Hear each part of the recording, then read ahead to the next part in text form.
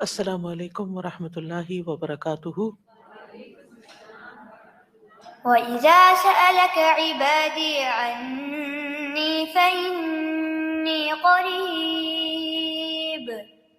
أُجِيبُ دَعْوَةَ الدَّاعِ إِذَا دَعَانِ فَلْيَسْتَجِيبُوا لِي وَلْيُؤْمِنُوا بِي لَعَلَّهُمْ يَرْشُدُونَ۔ اور جب میرے بندے آپ سے میرے بارے میں سوال کریں تو کہہ دیجئے بے شک میں قریب ہوں، میں پکارنے والے کی پکار کا جواب دیتا ہوں۔ جب وہ مجھے پکارے تو ان کو چاہیے کہ وہ میرا حکم مانیں اور مجھ پر ایمان رکھیں تاکہ وہ ہدایت پائیں۔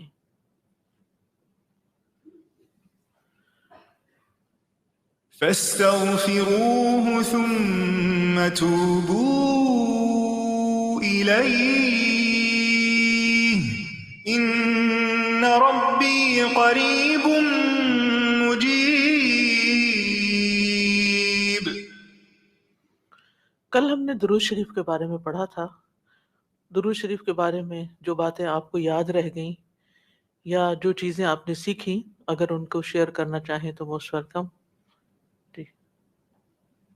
استاذہ جیسے تسبیح پڑھ کے اللہ سبحانہ تعالیٰ کے بارے میں ایک بالکل نئے سرے سے ایک ریجووینیٹ ہو گئی بات، اسی طرح درود کے بارے میں باقی ہم ایسے ہی پڑھ لیتے ہیں تو ایک آئی تھنک ایک اویئرنیس کے ساتھ، ایک دل کے احساس کے ساتھ کہ نبی صلی اللہ علیہ وسلم کے واقعی جو احسانات ہیں ان کو یاد کرتے ہوئے انسان ادنا سی کوشش کرے کہ ایٹ لیسٹ ہم درود و سلام پھیر کے اس کی چیز کو ادا کرنے کی کوشش کریں بالکل۔ انشاءاللہ۔ جی ہمارا السلام علیکم۔ وعلیکم السلام۔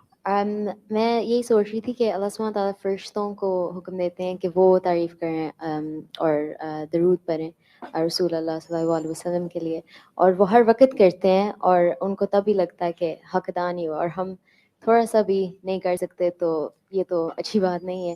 تو اس لیے ہمیں جتنا ہو سکے زیادہ کرنا چاہیے، کیونکہ ہم کبھی فلی حق ادا نہیں کر سکتے ان چیزوں کا جو انہوں نے ہمارے لیے کی، لیکن تھوڑا بہت تو کر سکتے ہیں انشاءاللہ۔ انشاءاللہ، جزاک اللہ۔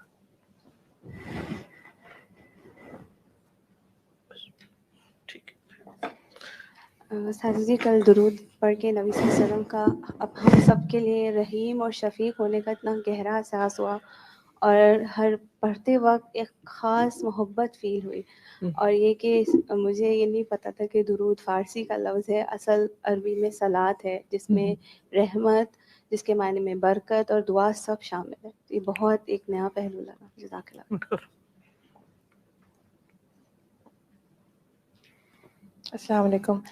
استاذہ ایک سوال ہے، جیسے ہم نے کل پڑھا کہ باقی سارے انبیاء کے نام لیتے ہوئے بھی درود پڑھنا چاہیے، تو ہم یوزلی علیہ السلام کہتے ہیں، جیسے موسیٰ علیہ السلام اور ابراہیم علیہ السلام، تو کیا تو وہ ہم کافی؟ درود و سلام کی ایک حصے کو لے لیتے ہیں، پھر سلام پڑھ دیتے ہیں، تو پھر ہمیں علیہ السلام تو ٹھیک ہے، صلی اللہ علیہ وآلہ وسلم زیادہ بہتر یعنی ہے۔ کہ علماء نے پھر اس کو نبی صلی اللہ علیہ وسلم کے لیے عمومی طور پر خاص کر دیا، لیکن اگر کوئی کسی اور پیغمبر کے لیے بھی صلی اللہ علیہ وسلم کہے تو ہمیں اعتراض نہیں ہونا چاہیے، بہت حیران نہیں عجیب ہونا لگتا ہے چاہیے۔ نا کبھی وہ، بلکہ کچھ نریشنز میں تو جبرائیل کے اوپر بھی صلی صلی اللہ اللہ علیہ علیہ وآلہ وسلم، وسلم بالکل پڑھا جا رہا ہے۔ جی۔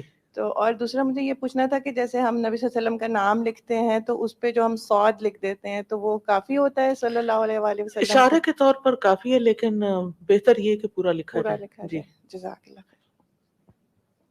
السلام اور علیکم۔ خاص طور پر آپ دیکھیے جب نام لکھا جائے آپ کا نا، محمد لفظ لکھا جائے، اس وقت لازماً صلی اللہ علیہ وسلم لکھے، ٹھیک ہے۔ جو مجھے اچھی بات لگی ہے کہ اگر ہم نے اپنی محبت نبی کریم صلی اللہ علیہ وسلم کے ساتھ چیک کرنی ہے تو اپنا درود چیک کریں کہ ہم کتنا جی ہاں، اگر ہم یہ دیکھنا چاہتے ہیں کہ ہمیں واقعی نبی صلی اللہ علیہ وسلم سے کتنی محبت ہے تو پھر یہ دیکھنا چاہیے کہ ہمارے روزانہ کے اوراد میں اور روزانہ کی دعاؤں میں درود کا کتنا حصہ ہے۔ سر جی میں یہ سوچ رہی تھی کہ ہم اپنی دعاؤں کی قبولیت کے لیے کتنے وسیلے ڈھونڈتے رہتے ہیں، اور یہ کتنا آسان اور جائز وسیلہ ہے۔ حضرت علی کا قول بھی ہے کہ ہر دعا روک دی جاتی ہے جب تک کہ درود نہ پڑھا جائے۔ بالکل۔ جی فوزیہ، جی بولیے۔ سمیہ۔ جی استاد جی، کل مجھے جو سب سے زیادہ کلک گئی کہ دعا مانگنے میں جتنا ہم وقت لگاتے ہیں وہ بھی ہماری عبادت ہے، جی کیونکہ عموماً ہم نماز پڑھنے میں، قرآن پڑھنے میں تو اتنا ٹائم لگاتے ہیں، لیکن دعا مانگنے میں ہم بہت جلدی کرتے ہیں. تو اگر ہم وہ ٹائم یہ سوچ کے کہ ہم عبادت کر رہے ہیں تو وہ بھی ہمارا اس میں کاؤنٹ ہوگا. بالکل. اور ایک چیز استاد جی کہ جب ہم درود پڑھتے ہیں تو آمین جو ہے وہ کہنا چاہیے یا نہیں؟ کیونکہ بعضوں کو درود پڑھنے کے بعد آمین کہتے ہیں. نہیں، کوئی ایسی چیز تو نہیں آئی. ویسے بھی عمومی طور پر ہم ہر دعا کے بعد آمین کہتے ہیں، تو اس طرح کہہ دیں تو کوئی بات نہیں، لیکن اس کو اس کا حصہ نہ بنائیں، جیسے سورۃ فاتحہ کے بعد آمین کہتے ہیں لازمی طور پر. السلام علیکم استاذہ. وعلیکم کل السلام. آپ نے جو بتایا تھا آپ صلی اللہ علیہ وسلم کے احسانات، تو ہم نے کبھی اس پر غور ہی نہیں کیا. اتنی اس میں ایک خاص مجھ کو یہی ابراہیم علیہ السلام نے جیسے کہا، پھر عیسیٰ علیہ السلام نے کہا، اور پھر آپ نے ہاتھ اٹھا کر امتیوں کے لیے دعا کی، تو اس کی محبت کا ہم قدر ہی نہیں کرتے. بالکل، ہم نے کبھی احساس ہی نہیں کیا احساس ہی نہیں کیا کہ انہوں نے ہمارے لیے کتنی تکلیفیں اٹھائیں اور کتنی دعائیں کی، اور ہماری ہدایت کے کتنے حریص تھے وہ. استاد جی، میں بھی یہ سوچ رہی تھی کہ ہم یہ بھول جاتے ہیں کہ کیا کچھ ہمارے نبی نے ہمارے لیے کیا، اور پھر ہمیں یہ بھی ہم کچھ نہیں ان کے لیے اور کر سکتے سوائے اس کے کہ ہم ان کے اوپر درود بالکل. بھیجیں اور ان کو خوش کریں کہ ہم آپ کو یاد کرتے ہیں، آپ ہمارے دلوں میں ہیں، ہم آپ کی سنت کی پیروی کرتے ہیں. سو یہ بات مجھے بہت بہت اچھی لگی کہ ہمیں کچھ کرنے کو مل گیا ایکچولی ان کے بالکل. لیے. اور ویسے بھی آپ دیکھیں کہ جی ان کو دے دیجیے. جی ٹھیک ہے، آپ بات.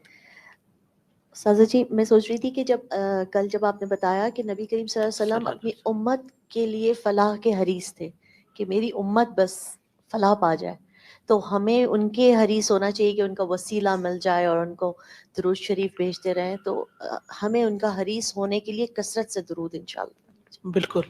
اور ویسے بھی یہ ہمارے ایمان کا بھی حصہ ہے. آگے دیجیے. ہمارے ایمان کا حصہ ہے. ہمارا ایمان مکمل نہیں ہوتا جب تک ہم نبی صلی اللہ علیہ وسلم سے محبت نہ کریں، اور محبت ہمیشہ اظہار مانگتی ہے. یعنی آپ یہ نہیں کہہ سکتے میرے دل میں فلاں کی محبت ہے اور بس کافی ہے نا دل میں، بتانے کی کیا ضرورت ہے؟ کیا واقعی ایسے؟ نہیں. ایک شخص نبی صلی اللہ علیہ وسلم کے پاس اور کہنے لگا کہ مجھے فلاں سے محبت ہے. تو آپ نے اس سے پوچھا کہ کیا تم نے اس کو بتایا؟ اس نے کہا نہیں. فرمایا جاؤ اس کو بتاؤ. تو اگر آپ کو کسی انسان سے محبت ہے، اپنے بچوں سے محبت ہے، پیرنٹ سے محبت ہے، تو اس کا اظہار کرنا چاہیے کسی طریقے سے، چاہے زبان حال سے یا زبان قال سے. قال کا مطلب ہوتا ہے کہہ کے، اور حال کا مطلب ہوتا ہے کہ اپنے جسچر، اپنے ایکشن، اپنے عمل، اپنے معاملے، اپنے رویے کے ساتھ کہ ظاہر ہو وہ محبت. تو اگر ہمیں نبی صلی اللہ علیہ وسلم سے محبت ہے تو پھر وہ کس چیز سے ظاہر ہو رہی ہے؟ نہ ہم سنت کی پیروی کریں، نہ ہم درود شریف پڑھیں، نہ ان کے طریقے پسند کریں، اس کے مقابلے میں ہم دوسروں کے ایٹیکیٹس اور ان کے دیے ہوئے مینرز اور ان چیزوں کو زیادہ امپورٹنس دیں، اور ہم کسی اور کلچر کی کو ڈپکٹ کریں، تو پھر محبت تو اسی کلچر سے ہے نا جس کا ہم اظہار کر رہے ہیں اپنے عمل سے. تو نبی صلی اللہ علیہ وسلم سے اگر محبت ہے تو پھر سنت کی پیروی بھی کرنی ہوگی اور درود بھی پڑھنا ہوگا. جی. السلام علیکم استاذہ. وعلیکم السلام. میں یہ سوچ رہی تھی کل درود جب پڑھا تو دل کے اندر جو کیفیت تھی جو پہلے پڑھتے تھے، اور اب جب کل بار بار یاد آ رہا تھا آپ کا لیکچر اور بار بار پڑھ رہی تھی، تو یہی ایک دل کے اندر جذب اور کیفیت آپ سے محبت جو آ رہی تھی، اس کے ساتھ ساتھ میں یہ سوچ رہی تھی کہ اللہ تعالیٰ کا ہمارے اوپر کتنا بڑا احسان ہے کہ اللہ تعالیٰ جو کام خود کرتے ہیں اور وہ فرشتوں کو کرنے کو کہتے ہیں، اور اس کے اندر ہمیں بھی اللہ تعالیٰ نے حکم دیا کہ تم بھی ایڈ ہو جاؤ، تم بھی شامل ہو جاؤ اس کے اندر.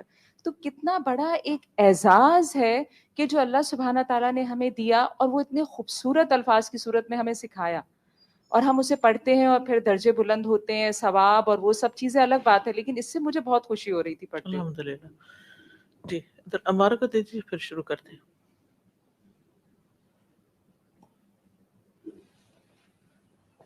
میں ایک اور بات سوچ رہی تھی، کل بھی اس پہ بہت غور کر رہی تھی کہ بہت ضروری ہے کہ ہم سب سیرہ کو اسٹڈی کریں اور سنہ کو بھی اسٹڈی کیا کریں اور امپلیمنٹ کیا کریں جو بھی ہم کر سکتے ہیں اپنے حالات کے مطابق، کیونکہ یہ کر کے ہم زیادہ قریب ہو سکتے ہیں، سنہ کے قریب ہو کے ہم رسول اللہ صلی اللہ علیہ وسلم کے قریب ہو سکتے ہیں، اور تبھی ہم دین کا کوئی بہترین کام کر سکتے ہیں.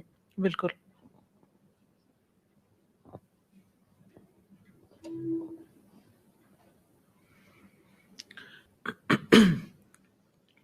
नहमदुहु व नुसल्ली अला रसूलिहिल करीम, अम्मा बाद, फ़अऊज़ु बिल्लाहि मिनश शैतानिर रजीम, बिस्मिल्लाहिर रहमानिर रहीम, रब्बिश्रह ली सदरी व यस्सिर ली अमरी वहलुल उक़दतम मिन लिसानी यफ़क़हू क़ौली।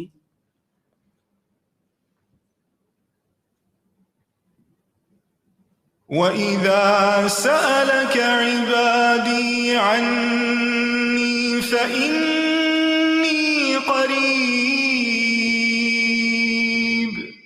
أجيب دعوة الداع إذا دعان فليستجيبوا لي وليؤمنوا بي لعلهم يرشدون.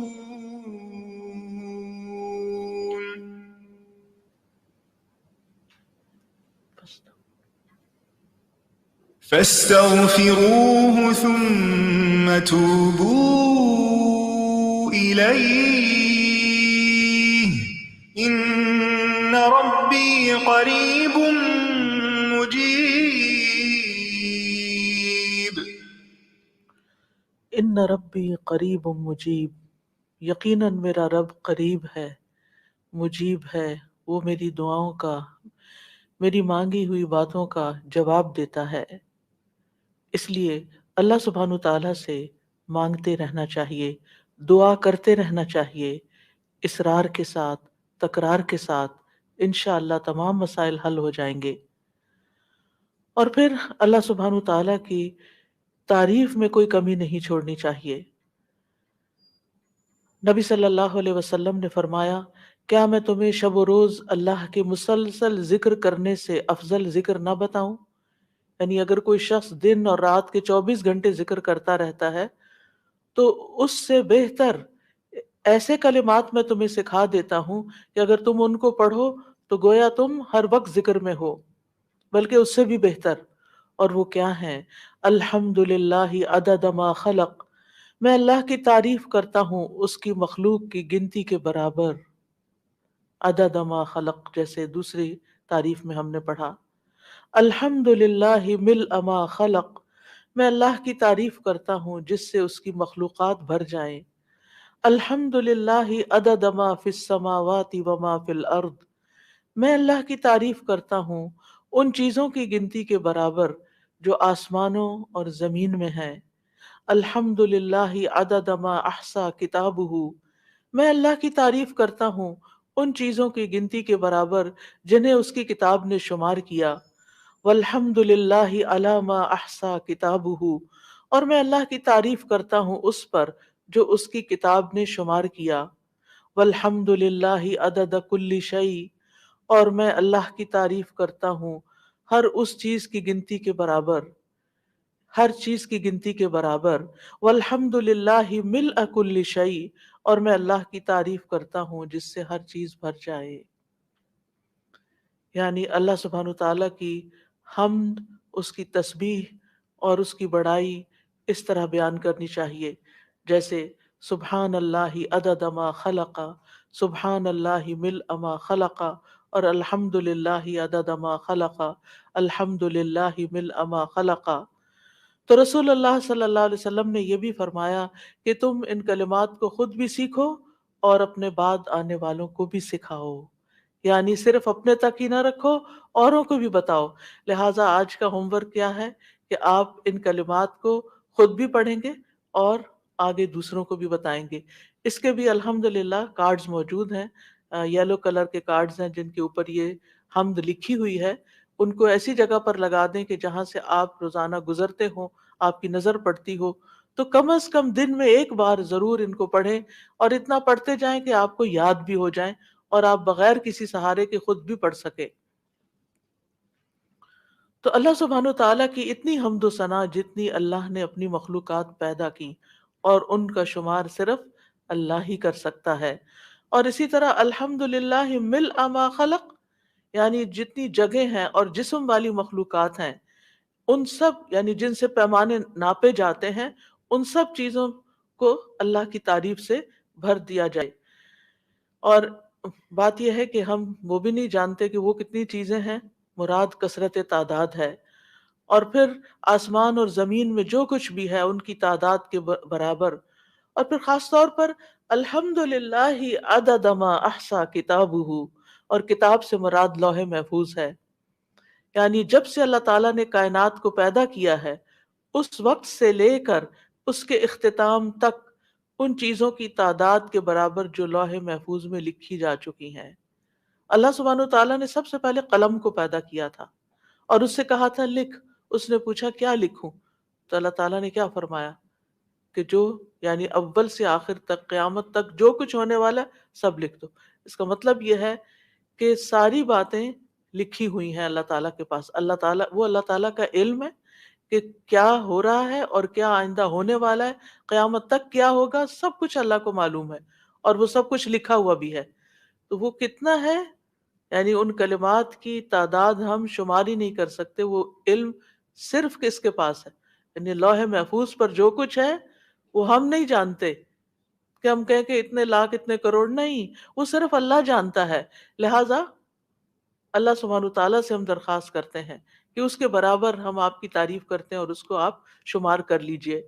اور پھر والحمد للہ علی ما احصا کتابہ، یعنی جو کچھ لوح محفوظ میں لکھا ہوا ہے اس پر بھی اللہ کی تعریف اور شکر ہے، کیونکہ لوح محفوظ میں جو کچھ بھی لکھا ہوا ہے، جو تقدیر لکھی ہوئی ہے، وہ سب اللہ کی رحمت عدل اور فضل پر دلالت کرتا ہے.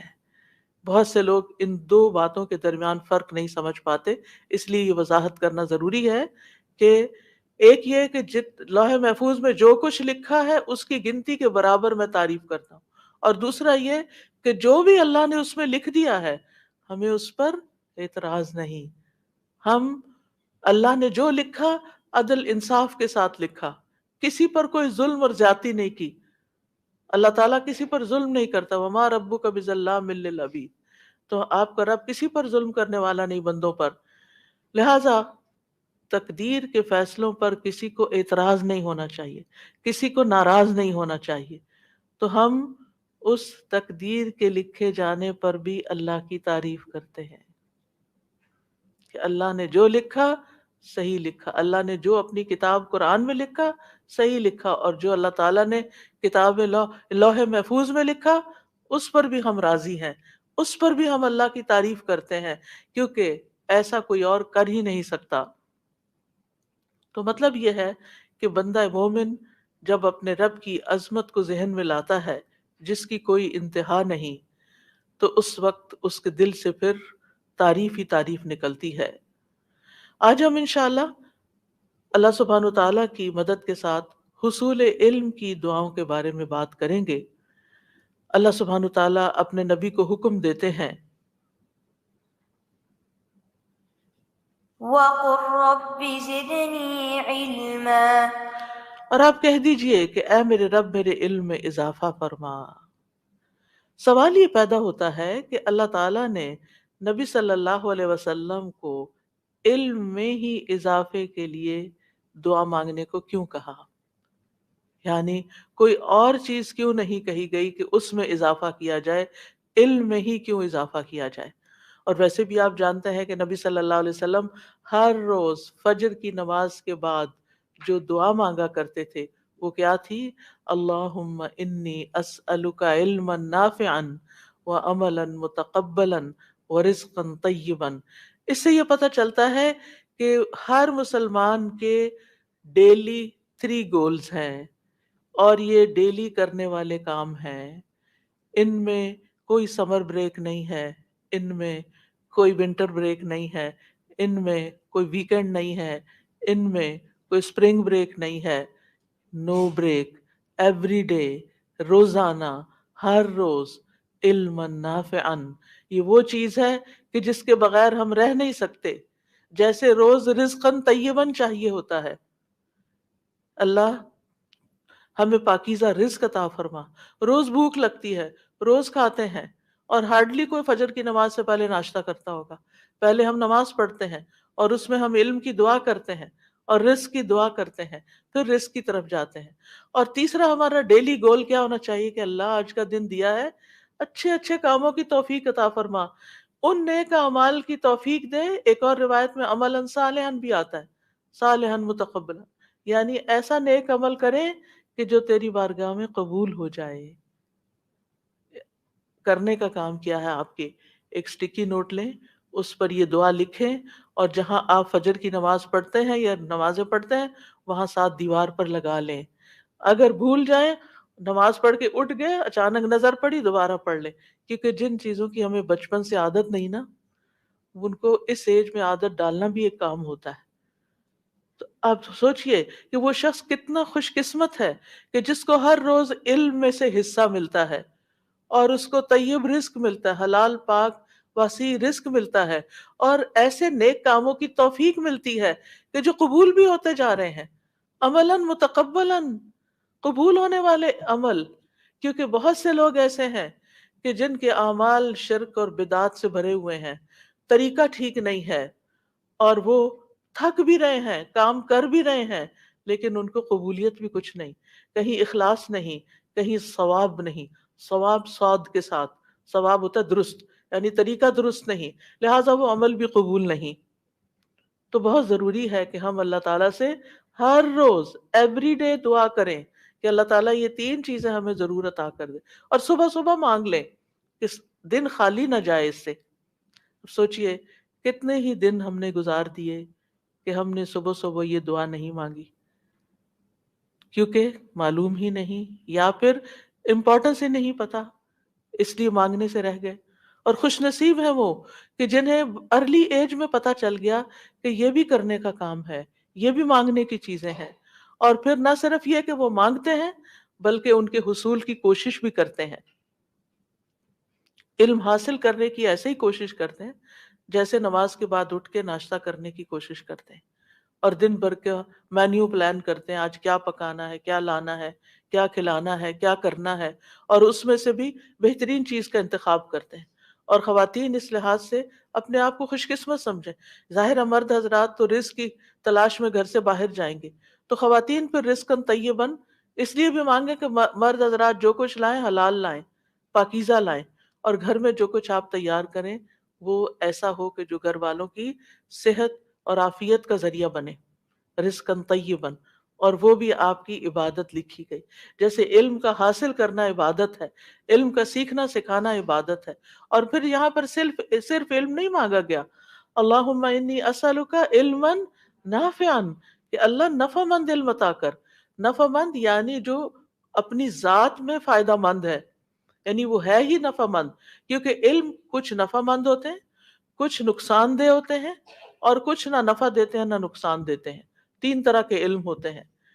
تو وہ علم جو فائدہ دے انسان کو، اپنی ذات میں بھی فائدہ مند ہو، یعنی اس کا سیکھنا بھی انجوائبل ہو، اور پھر اس سے میں خود بھی فائدہ اٹھاؤں، نافع ہو، مجھے بھی نفع دے، اور پھر جب وہ میرے اندر آ جائے تو میں اس علم سے دوسروں کو بھی نفع پہنچاؤں. نافعن یعنی فاعل کے وزن پر نفع دینے والا، فائدہ دینے والا، وہ علم جو مجھے بھی فائدہ دے اور وہ علم جو دوسروں کو بھی فائدہ دے. اے اللہ مجھے ایسے علم میں مشغول کر دے. اور جو شخص یہ مانگتا ہے پھر اللہ اور اس کے ساتھ ربی زدنی علما مانگتا ہے تو اللہ سبحانہ وتعالیٰ اس کے علم میں اضافہ کرتے چلے جاتے ہیں. اور یہ چیزیں ایک نبی صلی اللہ علیہ وسلم کو حکم دیا گیا جو قرآن کی دعا ہے، اور دوسری طرف آپ صلی اللہ علیہ وسلم نے خود اپنے لیے first thing in the morning فجر کی نماز کے بعد مانگی، جو کہ ہم سب کو آپ کی پیروی میں، آپ کی سنت کو فالو کرتے ہوئے مانگنی چاہیے. اور اس کے ساتھ ساتھ تیسری طرح کا علم جو علم میں یعنی دوسری طرح کا علم جو علم ظاہر ہے، جیسے جادو وغیرہ کا سیکھنا اور ایسے علوم سیکھنا جس سے لوگوں کو نقصان پہنچے، تو ان سے پناہ مانگنی چاہیے. کیونکہ ہوتا یہ ہے کہ بعض لوگ اپنی طبیعت کی خرابی، یعنی خباثت کہنا چاہیے، اس کی وجہ سے ایسی چیزوں کا شوق رکھتے ہیں جو دوسروں کو نقصان دیتی. وہ ایسے علم سیکھتے ہیں کہ جس سے انسانیت کی تباہی آتی ہے، جو انسانوں کو بگاڑنے والے ہیں. وہ علم سیکھتے ہیں اور پھر اس میں کام بھی کرتے ہیں. آج کل آپ دیکھیں کہ ہر پیرنٹ جو ہے وہ ویڈیو گیمز جو بچے کھیل رہے ہیں، جو کر رہے ہیں، ان کے بارے میں پریشان ہے کہ یہ ان کے دماغوں کو خراب کر رہے ہیں، یہ ان کو بیکار کر رہے ہیں، ان کو اس کی ایڈکشن ہوتی چلی جا رہی. یعنی میں نہیں سمجھتی کہ کوئی بھی ماں باپ ایسے ہوں گے کہ جو بچوں کے اس قدر شوق سے جو ان کو ان گیمز کے اندر ہے اس پہ راضی ہوں گے اور وہ کہتے ہوں گے کہ ہاں یہ ہمارے بچے کتنے ماہر ہیں اور بہت اچھے کام کر رہے ہیں. وہ بچوں کے ہاتھوں مجبور ہو کر ان کو یہ سب چیزیں پرووائڈ کر دیتے ہیں، لیکن ساتھ دل میں ریگریٹس بھی ہوتی ہیں اور پریشانیاں بھی ہوتی ہیں. لیکن پھر افسوس یہ کہ یہی بچے جب بڑے ہوتے ہیں تو انہیں یہی گیمز بنانے کے علوم سیکھنے کے لیے ہم پیسے بھی دے دیتے ہیں، ان کی فیس بھی بھر دیتے ہیں، جاؤ سیکھو، کیونکہ آج کل یہ بزنس بہت ان ہے، اس کی جابز بہت زیادہ ہیں، کیونکہ ہر شخص بڑے سے لے کے چھوٹے تک کھیل میں لگا ہوا ہے، کھیل کود ہی پسند ہے. پہلے تو کودتے تھے پھر بھی کچھ ایکسرسائز ہو جاتی تھی، اب تو محض کھیل ہی کھیل ہے، عیاشی ہے، ذہنی ایڈکشن ہے، ایک نشہ ہے کہ جس میں ہم اپنا وقت اور پیسہ برباد کر رہے ہیں، اور پھر اپنے بچوں کو وہ تعلیم دیتے ہیں کہ جس کے بعد وہ ایسی گیمز بنائیں کہ جس کے نتیجے میں بچے نہ صرف یہ کہ وقت ضائع کریں بلکہ اس کے ساتھ ساتھ آپ ان کے سب خرابیاں اگر آپ دیکھیں جو ان کے ساتھ آ رہی ہیں کہ جس طرح ذہنی طور پر بچوں کو معاف کر رہی ہیں یہ چیزیں، اور جس طرح پھر یہ آگے جن گیمز کے اندر قتل و غارت بہت زیادہ ہے، اس میں انسان کے خون کی کوئی ویلیو نہیں ہے اور قتل و غارت ایک کھیل اور فن سمجھ کے کیا جا رہا ہے، اور اسی طرح کی دیگر چیزیں، اور کچھ نہیں. اگر ان کا کوئی اور نقصان نہیں بتائیں تو مجھے بہت حیرت ہوتی ہے اور اس انسان پر کہ جو وقت پاس کرنے کے لیے گیم کھیل رہا ہوتا ہے اپنے موبائل کے اوپر. ہاں اگر آپ کا کوئی مقصد ہے، اپنے ذہن کو کچھ تیز کرنا ہے، یا کوئی میتھ سیکھنا ہے، یا کوئی اور ایسی اسکل آپ سیکھ رہے ہیں، وہ الگ بات ہے، وہ اس سے ایگزمپٹ کیا جا سکتا ہے کہ جو آپ کو نفع دینے والی چیز ہے، کیونکہ وہ تو ہمارا مطلوب ہے. لیکن وہ چیزیں جو نقصان دے رہی ہیں وہ ہم سیکھ بھی رہے ہیں، سکھا بھی رہے ہیں اور اس پر مال بھی لگا رہے ہیں، ہم کہاں کھڑے؟ کیا ہم اس سے جو ارننگ ہماری ہے پھر وہ رزقاً طیباً ہوگا؟ اور تیسری طرح کا وہ علم کہ جس میں نہ فائدہ ہے نہ نقصان ہے، وہ بھی ایک طرح سے وقت کا ضیاع ہے، ٹائم پاس کرنا ہے. کچھ لوگ ایسے سبجیکٹس لے لیتے ہیں جو just for the sake of learning, بس ڈگری لینی ہے، سیکھنا سکھانا اس میں سے کچھ نہیں، بھاری فیسیں دیتے ہیں بچے، دن رات ویکینڈز پہ نائٹس کو جابز کرتے ہیں کہ یونیورسٹی کی فیس دینی ہے. لیکن پوچھو کیا پڑھ رہے ہیں اور کیا کیا سبجیکٹس پڑھ رہے ہیں؟ بعض ان میں سے ایمان گنوانے والے اور بعض ان میں سے کسی کام کے نہیں، وہ صرف فیلنگ ہے کہ ڈگری کی ریکوائرمنٹ ہے، حاصل کچھ نہیں. تو آپ سوچئے کہ ہمیں کس قدر اس دعا کی ضرورت ہے کہ اللہ سبحانہ وتعالی ہمیں علم نافع عطا فرمائے. علم جو ہے یہ جہل کا اپوزٹ ہے، اور علم کا مطلب ہوتا ہے کسی چیز کو اس کی اصل حقیقت پر ٹھوس طریقے سے معلوم کرنے، سالڈ وے میں.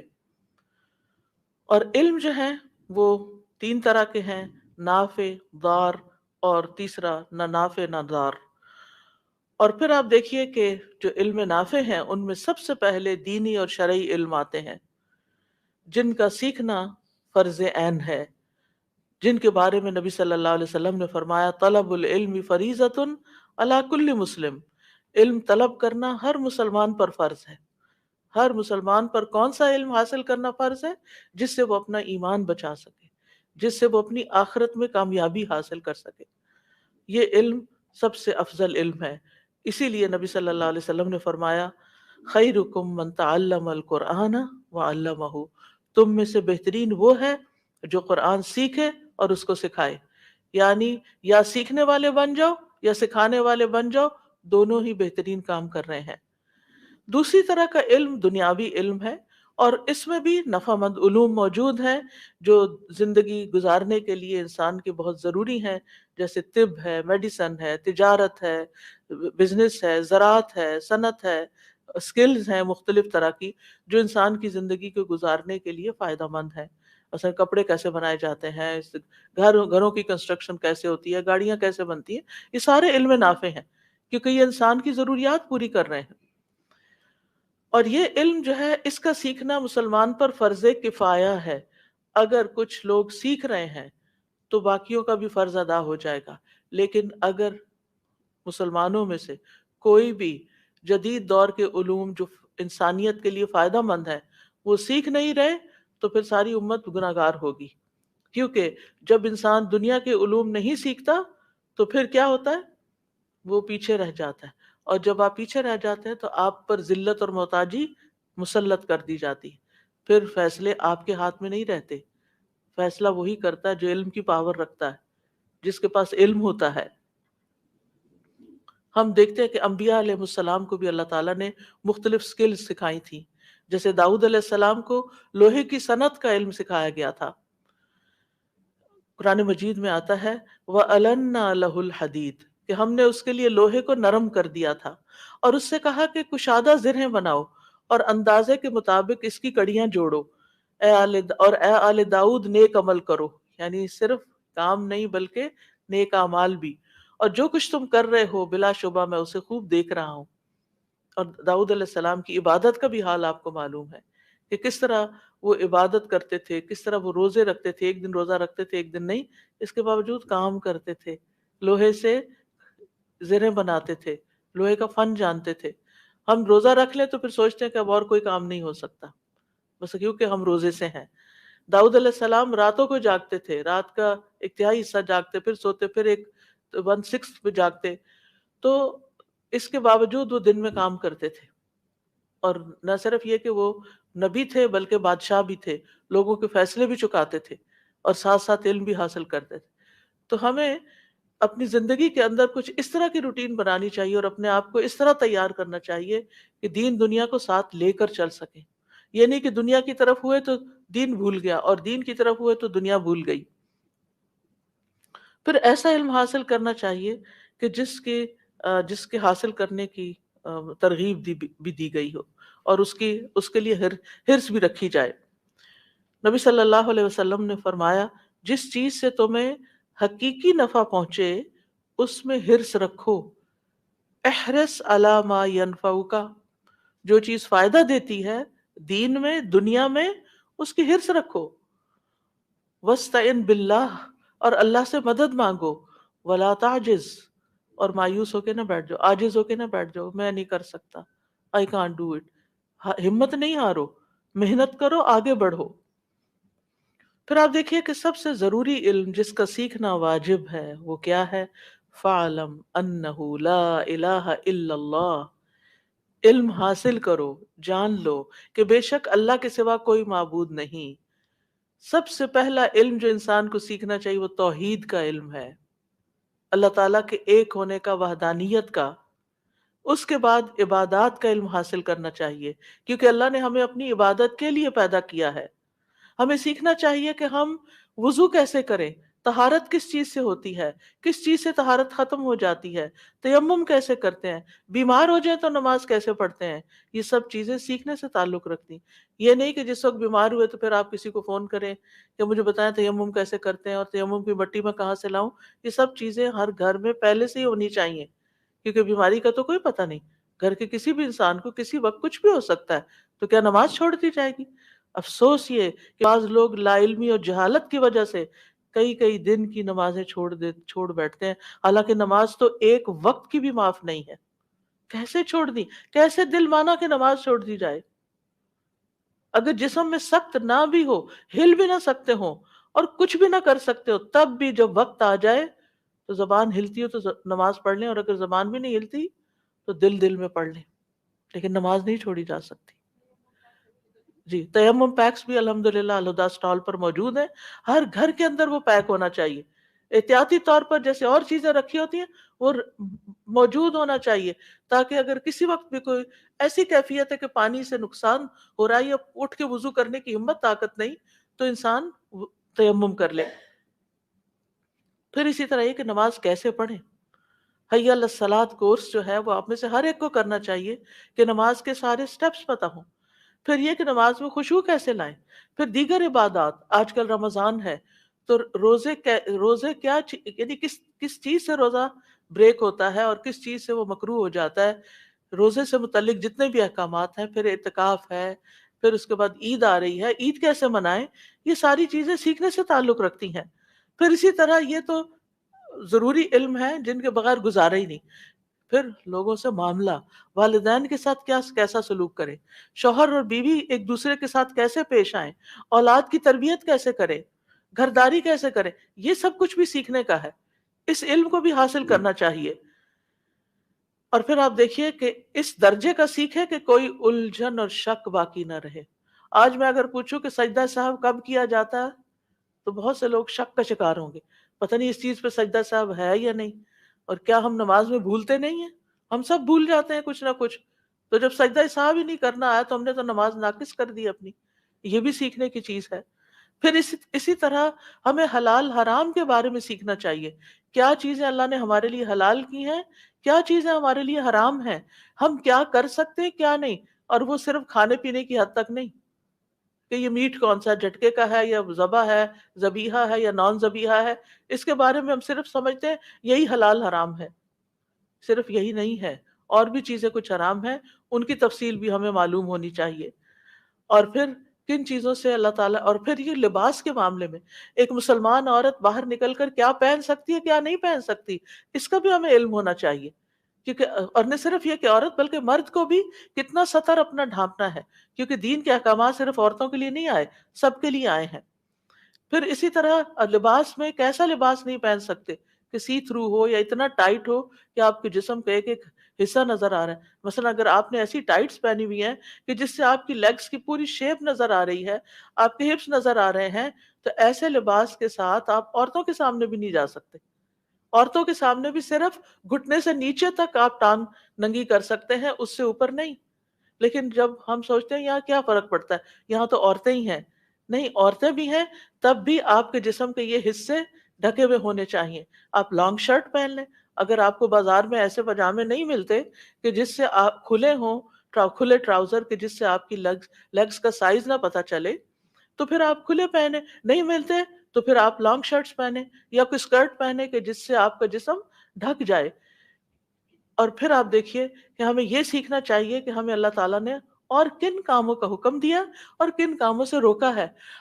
دنیا میں اگر ہم آئے ہیں اور زندگی گزار رہے ہیں اور دنیا کے پیچھے ہم بھاگ رہے ہیں، تو ہمیں یہ بھی پتہ ہونا چاہیے کہ آخرت میں کیا چیزیں فائدہ دیں گی اور کن چیزوں سے نقصان ہو جائے گا. وہ جو ہمیشہ کی زندگی ہے، وہاں کے انٹری ٹیسٹ میں جنت کا انٹری ٹیسٹ کیا ہے، وہاں کے لیے کیا ریکوائرمنٹس ہیں، کون سی چیزیں جنت میں جانے میں رکاوٹ پیدا کر سکتی ہیں، ان سب چیزوں کو بھی ہمیں سیکھنا ہے. اور علم کی اہمیت ہمیں اس سے بھی پتہ چلتی ہے، یعنی علم کے لیے دعا کیوں مانگے، اس سے بھی پتہ چلتی ہے کہ ہمارا رب خود صفت علم رکھتا ہے. سب سے زیادہ علم تو ہے ہی اس کے پاس، وہ العلیم ہے، اور پھر ہر چیز کو جانتا ہے. الم تعلم ان اللہ یعلم ما فی السماء والارض، کیا تمہیں نہیں معلوم کہ اللہ کو معلوم ہے جو کچھ آسمان میں ہے اور جو زمین میں ہے. اللہ کو سب پتا ہے. واللہ بکل شیء علیم، اللہ کو ہر چیز کا علم ہے. اور پھر وَأَنَّ اللَّهَ قَدْ أَحَاطَ بِكُلِّ شَيْءٍ عِلْمًا، اور یہ کہ اللہ نے علم سے ہر چیز کا احاطہ کر رکھا ہے، ہر چیز کو علم کے ساتھ گھیر رکھا. کوئی چیز ایسی نہیں ظاہری یا باطنی چھپی ہوئی کہ جس کا اللہ تعالیٰ کو علم نہ ہو. تو یہ اللہ سبحانہ تعالیٰ کی صفت ہے العلیم. اور پھر آپ دیکھیے کہ سب سے پہلی چیز جو اللہ تعالیٰ نے پیدا کی تھی وہ کیا تھا؟ قلم. اور قلم لکھنے کی چیز ہے، اور قلم سے کیا ہوتا ہے؟ علم حاصل کیا جاتا ہے. علامہ، جیسے قرآن مجید میں آتا ہے نا، پہلی وحی بھی ہماری کیا نازل ہوئی ہمارے لیے؟ اقرأ بسم ربک الذی خلق، خلق الانسان من علق، اقرأ وربک الاکرم الذی علم بالقلم، وہ جس نے قلم کے ساتھ تعلیم دی. تو لکھنا جو ہے وہ لازمی حصہ ہے. مثلا جو لوگ گھروں پہ سن رہے ہیں یا جو لوگ بعد میں آڈیو سنتے ہیں، وہ جب سننے لگتے ہیں تو اپنی نوٹ بک اور اپنا قلم لے کے بیٹھا کریں، یا جہاں بھی آپ اپنے نوٹس ٹائپ کرتے ہیں تو عمل کی جو ضروری باتیں کرنے کی ہوتی ہیں، تھنگس ٹو ڈو، وہ کم از کم لیکچر میں سے ضرور نوٹ کر لیا کریں تاکہ آپ کا یہ علم محفوظ ہو اور ہم اس پر عمل بھی کر سکیں. پھر اسی طرح ہم دیکھتے ہیں کہ اللہ سبحانہ تعالیٰ نے قلم کی قسم بھی کھائی ہے، اور نبی صلی اللہ علیہ وسلم کو اللہ سبحانہ تعالیٰ نے سب سے پہلے جو حکم دیا وہ یہی تھا کہ اپنے رب کے نام سے پڑھ. پڑھو پہلی وحی، اس نے انسان کو ایک جمے و خون سے پیدا کیا، ایمبریولوجی بتا دی ساری، پڑھ اور تیرا رب ہی سب سے زیادہ کرم والا ہے. یعنی علم کا حاصل کرنا اور علم کا سکھانا یہ اللہ تعالیٰ کے کرم کی نشانی ہے کہ اس نے ہمیں نہ صرف یہ کہ سکھایا، پیغمبر بھیجے ہمارے لیے اور علم والوں کی فضیلت بیان کی، بلکہ ہمیں اس کی تلقین بھی کی. اور اس کے بارے میں بھی آتا ہے الرحمن علم القرآن خلق الانسان علمہ البیان، اس بے حد رحم کرنے والے نے یہ قرآن سکھایا ہے. یعنی وہ خود قرآن، یعنی اس نے خود قرآن سکھایا ہے. اس نے انسان کو پیدا کیا اور اسے بات کرنا سکھائی، کمیونیکیشن. علم کے لیے کیا ضروری ہوتا ہے؟ کمیونیکیشن، بولنا، سننا، سمجھنا. تو یہ بھی اللہ سبحانہ وتعالیٰ نے ہمارے لیے آسان کیا. اگر انسان علم کے لیے نہ بولتا ہے نہ سیکھتا ہے تو پھر اس میں اور حیوان میں کیا فرق ہے؟ حیوان کی زبان نہیں ہے، اس کا حلق نہیں ہے، اس کے دانت نہیں ہے. گائے بھینس کے ہیں نا، لیکن کیا وہ ہماری طرف بول سکتے؟ وہ ساری چیزیں موجود ہیں لیکن بول نہیں سکتے، صرف بیں بیں کی آواز نکال سکتے ہیں. ہم کیسے بول لیتے ہیں؟ یہ اللہ کی خاص قدرت سے، خاص رحمت اور خاص فضل ہے کہ اس نے ہمیں بولنا سکھا دیا، جس کے لیے زبان اور حلق اور دانت اور ہونٹ اور یہ ساری چیزیں ریکوائرڈ ہوتی ہیں. ان سب کے ساتھ ہمیں بہترین طریقے سے قرآن سکھایا. الرحمن علم القرآن. پھر ہم دیکھتے ہیں کہ انبیاء کی صفت بھی یہی رہی ہے. آدم علیہ السلام کو سب سے پہلے پہلے انسان کی تخلیق کے ساتھ ہی سب سے پہلے جو چیز دی گئی وہ کیا تھا؟ علم تھا. جب حضرت آدم کی روح جو ہے ناک تک پہنچی، ان کو چھینک آئی تو انہیں کیا سکھایا گیا؟ الحمدللہ کہنا. تو پہلا علم بھی الحمدللہ، اللہ کی حمد و ثنا والا. اور پھر اس کے بعد تمام چیزوں کا علم. تو اس سے بھی تقسیم بھی پتہ چلتی ہے کہ پہلا علم جو فرض درجے میں سیکھنا چاہیے وہ اللہ کے بارے میں، اللہ تعالیٰ کا شکر کیسے ادا کریں، اس کے دین کے بارے میں. اور بچوں کو آغاز بھی اسی سے کرنا چاہیے. اور دوسرا علم وعلم آدم الاسماء كلها، اس نے آدم کو سب کے سب نام سکھا دیے. اور نام دنیا کی مخلوقات کی چیزوں کے نام ہیں جو اللہ تعالیٰ نے سکھائے. یہ دنیا کا علم ہے اور اسی کی بنا پر آدم علیہ السلام کو پھر سجدہ کروایا گیا. اور بعض کہتے ہیں ہؤلاء سے مراد انبیونی باسماء ہؤلاء، اس سے مراد انبیاء علیہ السلام ہیں جن کے نام آدم علیہ السلام کو بتائے گئے تھے کہ آپ کی اولاد میں سے یہ نیک نیک لوگ پیدا ہونے والے ہیں. بہرحال تو فرشتوں پر فوقیت، فرشتوں کے ذریعے سجدے کا حکم کس وجہ سے تھا؟ علم کی بنا پر تھا کہ فرشتے ان چیزوں کے نام نہیں بتا سکے تھے جن کے نام آدم علیہ السلام نے بتا دیے تھے. اور پھر ہم یوسف علیہ السلام کے بارے میں پڑھتے ہیں قرآن مجید میں. اللہ تعالیٰ فرماتے ہیں وَإِنَّهُ لَذُو عِلْمٍ لِمَا عَلَّمْنَاهُ، یقیناً وہ بڑے علم والا تھا اس وجہ سے کہ ہم نے اسے سکھایا تھا. پھر اسی طرح ابراہیم علیہ السلام کے بارے میں آتا ہے، کہتے ہیں یا ابت انی قد جاءنی من العلم ما لم یأتک، اے ابا جان میرے پاس ایسا علم ہے جو آپ کے پاس نہیں آیا، یعنی ہدایت کا علم. یعقوب علیہ السلام کے بارے میں آتا ہے، انہوں نے کہا انی اعلم من اللہ ما لا تعلمون، میں اللہ کی طرف سے وہ باتیں جانتا ہوں جو تم نہیں جانتے. موسیٰ علیہ السلام نبی ہونے کے باوجود علم حاصل کرنے کے لیے سفر کرتے ہیں. کس کے پاس جاتے ہیں؟ خضر علیہ السلام کے پاس جاتے ہیں اور پھر ان سے جا کے ریکویسٹ کرتے ہیں هل اتبعک علی ان تعلمنی مما علمت رشدا، آپ کے پاس جو رشد ہے، جو ہدایت ہے، جو علم ہے، کیا آپ مجھے اجازت دیتے ہیں کہ میں آپ کو فالو کروں، آپ کے ساتھ رہوں، کہ آپ اس میں سے مجھے بھی کچھ سکھا دیں؟ تو جب خضر علیہ السلام نے ان کو سکھانا شروع کیا، کشتی میں سوار ہوئے تو انہوں نے کیا کہا؟ انہوں نے دیکھا کہ ایک چڑیا نے چونچ سے دریا کا پانی لیا ہے. خضر نے فرمایا اللہ کی قسم میرا علم اور آپ کا علم اللہ کے علم کے مقابلے میں اس سے زیادہ نہیں جتنا اس چڑیا نے دریا کا پانی اپنی چونچ میں لیا ہے. تو ایک علم تھا علم وحی جو موسیٰ علیہ السلام کے پاس تھا، اور ایک علم تھا جو خضر علیہ السلام کے پاس تھا. تو اس سے بھی علم کی تقسیم ہو جاتی ہے. تو خضر علیہ السلام نے کہا تھا کہ آپ کے لیے یہ کافی نہیں کہ آپ کے پاس تورات ہے، آپ کے پاس وحی آتی ہے. اے موسیٰ میرے پاس جو علم ہے آپ کے لیے اس کو پورا جاننا مناسب نہیں، اور جو آپ کے پاس علم ہے وہ میرے لیے مناسب نہیں کہ میں وہ سارا سیکھوں، نہیں میری ضرورت نہیں. یعنی وہ یہ اللہ تعالیٰ کی تقسیم ہے، کسی کو کوئی علم دیا اور کسی کو کوئی علم دیا. تو اسی طرح دنیا میں بھی ورائٹی ہے، علوم کی بہت سی شاخیں بھی ہیں. خود دین کے علم کے اندر بہت سی ورائٹی ہے کہ کچھ لوگ قرآن کی تجوید کے، اس کی ترتیل کے، اس کے تلاوت کے ایکسپرٹ ہوتے ہیں، کچھ اس کے معنی اور فہم اور غور و فکر اور تدبر کے ایکسپرٹ ہوتے ہیں، کوئی قراء ہوتے ہیں، کوئی مفسر ہوتے ہیں، کوئی محدث ہوتے ہیں، کوئی فقیہ ہوتے ہیں، اور اسی طرح بہت ساری چیزیں، بہت سی برانچز ہیں علم کی. ہر انسان ہر چیز نہیں سیکھ سکتا، لیکن سب سے پہلے اللہ کی معرفت کا علم سیکھنا، کہ اللہ کو پہچانا جائے، اس کی کتاب کو سیکھنا، یہ لازم ہے.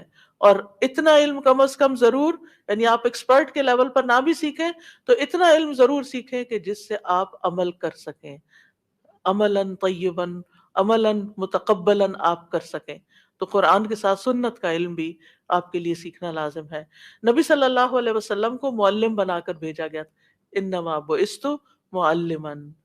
اور پھر آپ دیکھیں کہ آپ نے آ کر کیا سکھایا، کما ارسلنا فیکم رسولا منکم یتلو علیکم آیاتنا ویزکیکم ویعلمکم الکتاب والحکمت ویعلمکم ما لم تکونوا تعلمون. جس طرح ہم نے تم میں ایک رسول تم ہی میں سے بھیجا ہے جو تم پر ہماری آیات پڑھتا ہے، تمہیں پاک کرتا ہے، تمہیں کتاب و حکمت سکھاتا ہے، اور تمہیں وہ کچھ سکھاتا ہے جو تم نہیں جانتے تھے. تو ہمیں وہ باتیں جو ہم نہیں جانتے کہاں سے معلوم ہو سکتی ہیں؟ قرآن و سنت کے علم سے.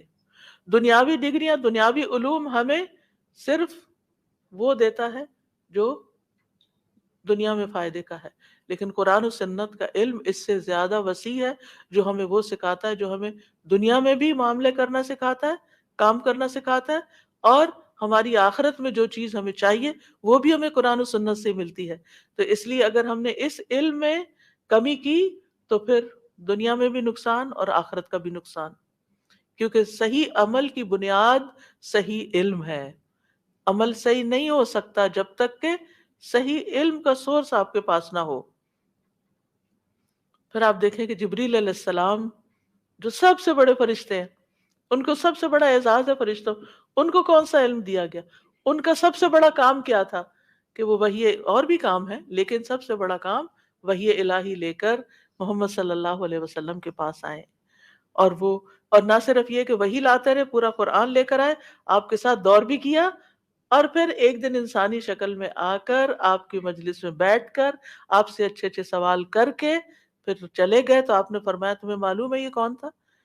حضرت عمر کہتے ہیں میں نے عرض کیا اللہ کے رسول ہی زیادہ جانتے ہیں. آپ نے فرمایا بے شک یہ جبریل تھے جو تمہیں تمہارے دین کی تعلیم دینے آئے تھے، تعلیم دینے آئے تھے. تو تعلیم دینے کا ایک طریقہ یہ ہوتا ہے کہ ایک لیکچر دے دیا جائے، اور ایک طریقہ یہ ہوتا ہے کہ سوال جواب کے ذریعے انٹریکٹو طریقے سے کہ سوال کیا جائے اور اس کا جواب.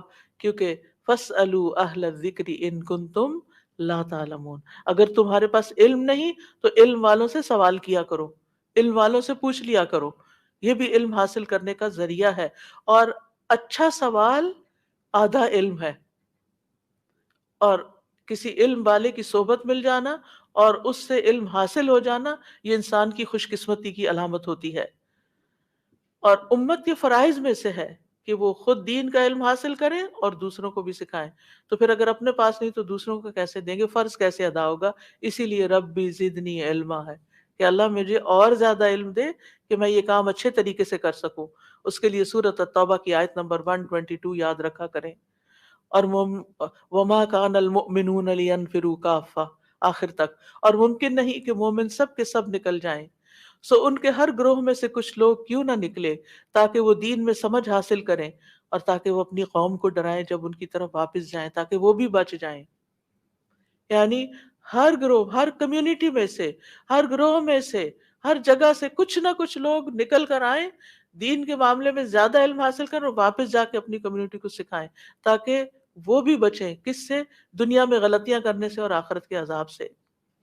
پھر ہم دیکھتے ہیں کہ صحابہ کرام کو نبی صلی اللہ علیہ وسلم مختلف جگہوں پر ڈپیوٹ کیا کرتے تھے علم سکھانے کے لیے، مختلف علاقوں میں بھیجا کرتے تھے.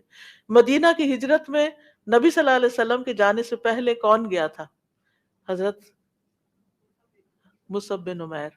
ماشاءاللہ سب کو معلوم مصعب بن عمیر، اور ان نبی صلی اللہ علیہ وسلم کی آمد سے پہلے وہ ایک بڑا حصہ قرآن کا وہاں سکھا چکے تھے، بے شمار لوگوں کو مسلمان کر چکے تھے، اور پھر جو سیکھ چکے تھے وہ آگے اوروں کو سکھا رہے تھے. تو مدینہ کی فضا ہموار ہو چکی تھی آپ کے جانے سے پہلے. اور پھر ہم دیکھتے ہیں کہ نبی صلی اللہ علیہ وسلم نے معاذ بن جبل کو یمن کی طرف بھیجا. آپ نے فرمایا کہ تم اہل کتاب کی ایک قوم کے پاس جا رہے ہو، انہیں سب سے پہلے اس بات کی دعوت دینا کہ وہ ایک اللہ کو مانے اور میری رسالت کو مانے. جب یہ بات سمجھ آ جائے تو پھر انہیں بتانا کہ اللہ تعالیٰ نے ایک دن رات میں 5 نمازیں فرض کی. ایک ہی دن میں سب کچھ نہیں سکھانا، پہلے اللہ کی پہچان اور رسول اللہ صلی اللہ علیہ وسلم کی پہچان، اور پھر اس کے بعد نمازیں. اور جب وہ نماز پڑھنے لگے تو انہیں بتانا کہ اللہ نے ان کے مالوں میں زکوٰۃ فرض کی ہے، گریجولی اینڈ سلولی. پھر جو ان کے امیروں سے لی جائے گی ان کے غریبوں کو لوٹا دی جائے گی. اور جب وہ اس کا اقرار کر لیں تو ان سے زکوٰۃ میں عمدہ مال لینے سے پرہیز کرنا.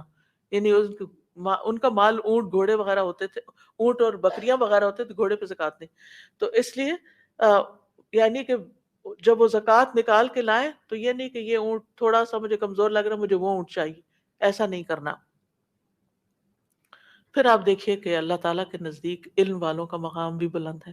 آپ بلندی چاہتے ہیں نا، اللہ کے نزدیک بلندی چاہتے ہیں نا، آخرت میں بلند درجے چاہتے ہیں، تو علم سے رشتہ استوار کریں اور باقاعدہ سیکھیں اس کو.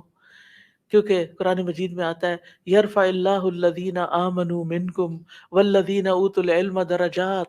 اللہ ان لوگوں کو درجوں میں بلند کرے گا جو تم میں سے ایمان لائے اور جنہیں علم دیا گیا. یعنی ان کے درجات اور زیادہ بلند ہو جائیں. انسان ہر آیت سیکھنے پر ایک درجہ اور اللہ کے قریب ہوتا ہے اور بلند درجہ ملتا ہے اس کو. اور پھر اگر کوئی بات سمجھ نہیں آتی تو فاسألوا اہل الذکر ان کنتم لا تعلمون، استاد کے پاس جائیں اور علم حاصل کریں اور گھر سے نکلیں. کیونکہ کوئی شخص مسجد میں جا کر ایک آیت سیکھتا ہے، 2 سیکھتا ہے، 3، جتنی سیکھتا ہے اتنی اونٹنیاں لے کر آتا ہے. اور نبی صلی اللہ علیہ وسلم نے اس کے بارے میں باقاعدہ فرمایا کیا تم میں سے کوئی یہ نہیں چاہتا کہ اس کے پاس موٹی تازی ایسی اونٹنیاں ہو جو اس کو مفت مل جائے بغیر کسی قطع رحمی کے اور بغیر کسی ظلم کے؟ اور وہ یہ ہے کہ وہ مسجد میں جائے اور آیتیں سیکھے، ایک آیت سیکھے تو ایک اونٹنی، 2 تو 2، اور جتنی چاہے وہ سیکھے. تو مطلب یہ ہے کہ انسان جب اپنے گھر سے نکلتا ہے، مسجد کا رخ کرتا ہے اور جا کر باقاعدہ بیٹھ کر علم کی مجلس میں علم حاصل کرتا ہے، بہت بڑے خزانے لے کے واپس آتا ہے. آپ جائیں کسی کے گھر میں، جائیں کسی بازار میں، جائیں کسی اور جگہ، کیا آپ اتنا مال اکٹھا کر کے لا سکتے ہیں؟ نہیں. ایک دن کی جاب کر کے آپ 3 اونٹنیاں خرید سکتے ہیں. اس زمانے میں چونکہ اونٹ ہوتے تھے اور ان کا وہ سب سے قیمتی مال اونٹ ہوتے تھے، جس پہلے بھی میں نے آپ کو بتایا تھا کہ عربوں کے نزدیک لفظ مال بولا ہی اونٹ پر جاتا تھا. اور ہمارے بھی پنجاب میں مال کا لفظ گائے بھینس کے اوپر بولا جاتا تھا. مال کو باندھ دو، مال کو پانی پلاؤ. تو میں کہتی ہوں مال کو پانی پلاؤ. بچپن میں جب میں نے سنا تو سمجھ نہ آئی کہ مال کیا ہے، پھر پتہ چلا یہ بھینس گائے جو ہے یہی مال ہے. تو گاؤں والوں کا، زمینوں والوں کا یہی مال ہوتا ہے، سب سے بہترین مال یہ ہوتا ہے. تو نبی صلی اللہ علیہ وسلم نے اس دور کے حساب سے سب سے بہترین مال یہ بتایا. آج کے زبان میں آپ یوں کہیں تو مثلاً اگر کوئی کہے کہ جاؤ اور ایک ڈائمنڈ کا سیٹ لے آؤ روزانہ، یا ایک جیٹ لے آؤ، تو آپ کیا کریں گے؟ آپ کہیں گے وائی ناٹ، بھاگ کے سب سے آگے ہوں. لیکن جب یہی بات ہمیں یقین نہیں نا کہ اگر ہم مسجد میں آ کے ایک آیت سیکھتے ہیں تو واقعی ہمیں یہ ملتا ہے، واقعی اتنا بڑا اجر اور اتنا مال ہم کما کے جا رہے ہیں. ہم اس بات کو ہم سمجھتے ہیں کہ دنیا کی کوئی جاب کر لی، چند ڈالر مل گئے، ہم سب سے زیادہ امیر ہو گئے. اور وہ بھی پتہ نہیں جو اتنی محنت سے کما رہے ہماری قسمت میں ہیں بھی کہ نہیں کہ ہم ان کو استعمال کر سکیں. وہ بھی ہم صرف دوسروں کے لیے تو محنت نہیں کر رہے. کیونکہ ضرورت کا جب انسان کو مل جاتا ہے تو اس کے بعد انسان کو اپنی ذات پر بھی توجہ دینی چاہیے، نہ یہ کہ صرف دنیا کے مال کے پیچھے بھاگتا رہے اور پھر اپنی ذات کو بھولا رہے. یہاں بھی اگنور کر دیا اور آگے کے لیے بھی اگنور ہو گیا، کیا حاصل ہوا؟ پھر اس کے بعد یہ ہے کہ اللہ تعالیٰ نے بغیر علم کے کسی سے بات کرنا، یعنی علم کی بات کرنا منع کیا ہے. یعنی جس بات کا علم نہیں ہو وہ دوسروں کو نہیں بتانی چاہیے. تو اگر آپ کسی کو بتا کر ثواب حاصل کرنا چاہتے ہیں تو پہلے میک شور کہ وہ بات آپ کو پوری صحیح طرح معلوم بھی ہے. کیونکہ لما تقولون ما لا تفعلون، وہ کیوں کہتے ہو جو تم کرتے نہیں ہو، یعنی تمہیں صحیح پتہ ہی نہیں ہے اور صحیح اس پر عمل ہی نہیں ہے. کبر مقتا عند اللہ ان تقولوا ما لا تفعلون، اللہ کے نزدیک یہ بڑی ناراضگی کی بات ہے کہ تم وہ کہو جو تم کرتے نہیں. تو علم حاصل کرنا بہت ضروری ہے، اور صرف حاصل کرنا نہیں بلکہ اس کے لیے دعا مانگنا، کیونکہ جب آپ دعا مانگیں گے نا تو اللہ تعالیٰ آپ کے لیے رستے آسان کر دیں گے، پھر رستے کھل جائیں گے، پھر آپ کو یہ نعمت ملنا شروع ہو جائے گی. سب سے بڑی دولت ہے یہ. وہ بچپن میں رائٹنگ اردو کی کرواتے تھے نا، تو ایک سینٹنس لکھ کے دیتے تھے کہ اس کے نیچے لکھو، تو علم سب سے بڑی دولت ہے. تو وہ سمجھ تو نہیں آتی تھی کہ دولت کس طرح ہو گئی، کس سے کچھ خرید ہی نہیں سکتے اور نہ کچھ حاصل ہوتا ہے، لیکن حقیقت یہ ہے کہ علم سب سے بڑی دولت ہے.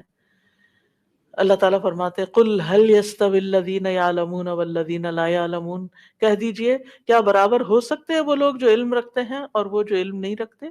برابر نہیں ہے، اللہ کی نگاہ میں برابر نہیں ہے، عمل کرنے کے اعتبار سے برابر نہیں ہے، نتیجے اور انجام کے لحاظ سے برابر نہیں ہے، جنت میں ان کے درجے برابر نہیں ہیں، برابر نہیں ہے.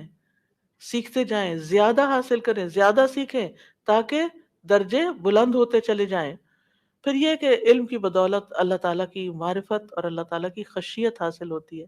انما یخشی اللہ من عبادہ العلماء، اللہ سے تو اس کے بندوں میں سے صرف علم والے ہی ڈرتے ہیں.